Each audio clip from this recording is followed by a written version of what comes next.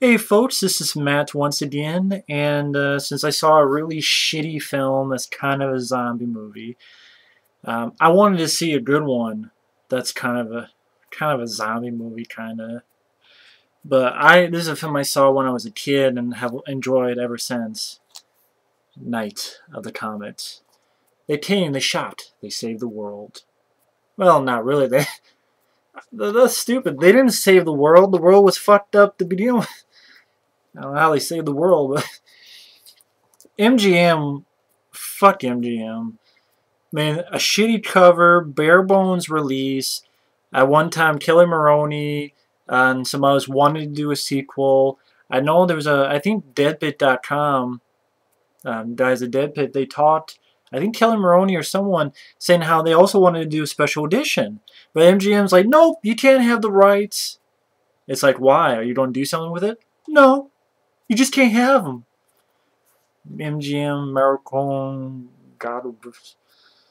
But anyway, Night of the Comet itself is written and directed by a guy named Thom Eberhardt, which I did not know. The same guy who did this did Captain Ron. Same guy who directed this later on directed Captain Ron with Kurt Russell and Martin Short. He also did a film that I want to check out called The Night Before.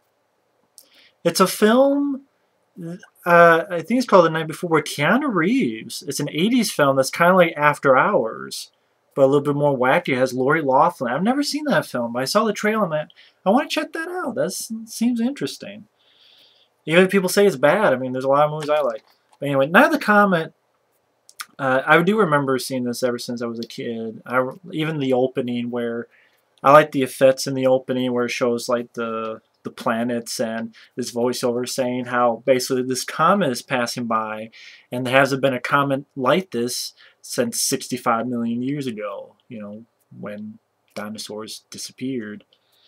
And there were a few people who were worried about this sort of think tank that had this sort of underground facility. They come into play in the third act. But most people wanted to party. And I like the song that you actually hear in the trailer too, but it's in this movie. Celebrate. I like that. And we set up for our characters. We have Catherine Mary Stewart. And Catherine Mary Stewart, you may remember, she was in The Last Starfighter. She was also in Weekend at Bernie's. She was the female lead in Weekend at Bernie's. And really like Catherine Mary Stewart. And also Kelli Maroney, who was also in Chopping Mall. They play sisters. Kelli Maroney's at home, but Catherine Mary Stewart, really cool girl. I mean, she works at a movie theater. She knows how to play video games. She's playing an arcade machine called, I think it's Tempest. And actually, she's played so much, she's gotten like all the scores, but there's one DMK. She's pissed. So the next day, she tries to get that same score so that all of the scores have her initials. So she works at a movie theater. She knows her arcade machine. She's a video gamer. And she knows her comic books because, like, she's kissing her kind of boyfriend, character named Larry, and she knows more about Superman than the guy because she's like, oh, someone will see you in here, and the guy's like, no. She's like, Superman can. And he's like, nope, Superman can't see through here. It's steel. And she's like, he can see through steel. It's lead, you idiot. So I'm like, wow, she knows her comic books, she knows her video games, and she works at a movie theater, and she's good looking. I'm fine with that. And Kelli Maroney, that's a threesome I will be a part of in my dreams. But in all seriousness, well, that is serious, but the other serious thing is I really like these two actresses. I really like Catherine Mary Stewart in The Last Star and Weekend at Bernie's. I really enjoyed her performance in this, as well as Kelli Maroney. But long story short, she stays there with her boyfriend. Kelli Maroney has a fight with their stepmom, and you find out she stayed in like a steel lawn shed or something. And the comet passes, and the next day, I always loved the way this was shot. Now, it says on IMDb and Wikipedia that this was made for $3 million, but thanks to, I want to let people know on a guy here his YouTube page, Trachenburg. I'm not sure how to pronounce it. Um, he just recently did a review for this. He does an excellent job on his reviews. I really want to give him a shout out. I don't know how the hell he only has 700 subs. I don't know how I got more than him. Just this guy, he uses footage very well. He's very funny, but it's called Good Bad Flicks, but pretty much all the films he enjoys, at least so far that I've seen. He's talked about The Blob from 1988, and The Guyver, and Incredible Melting Man. And also, in the second half, he gives some really good information. Like Super Mario Bros. And even if you don't like the movie, you get some really good info that I never knew about. Like, apparently the director, he told, like, this is part of the information, that the director said this cost only $700,000. Man, that's really good use of budget. So I don't know where the $3 million or so on Wikipedia and IMDb come from, but the director said it was about $700,000. But anyway, check out Trachtenberg's reviews. It's about 10, 12, 15 minutes long. It's all footage. He uses footage.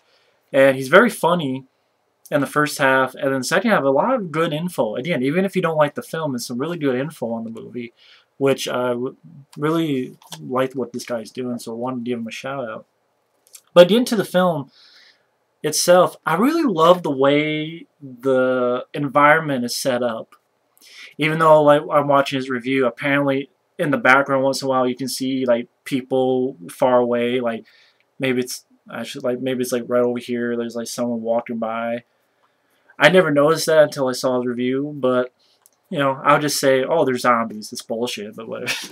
But still, for such a low budget, like you look at I Am Legend and they like had what, $100 million budget, and they did just as well in this movie, Now the Comet. Maybe if they had a little bit more money, they could reshoot stuff so that little teeny guy could disappear.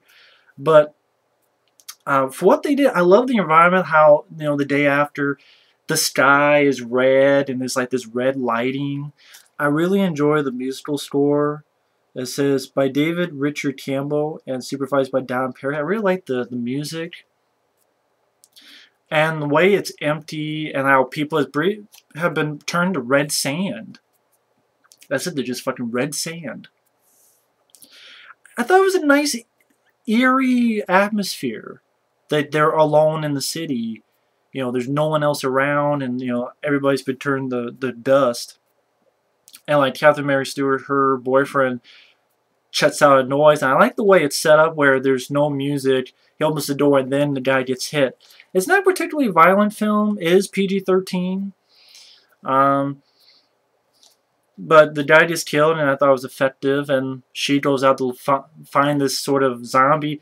It's hard calling them zombies. Just, you know, they're not undead, and you know, it's not like, you know, they can be easy to kill, and they talk, and they're normal. It's pretty much, I don't know if mutants or what's the best word to call them, but it's basically, there's the people who got affected by the comet, they turned to dust, and then there's people who got affected by the comet a little bit. And the reason why they're not affected is because of it's steel. Like, the steel sort of didn't go through. But if people were affected a little bit, they are going to turn into dust. It's just taking a lot longer, and they're crazed. I just like the idea behind the film. I thought it was an intriguing premise. I like the way it was shot. I thought it was well shot. What was it again?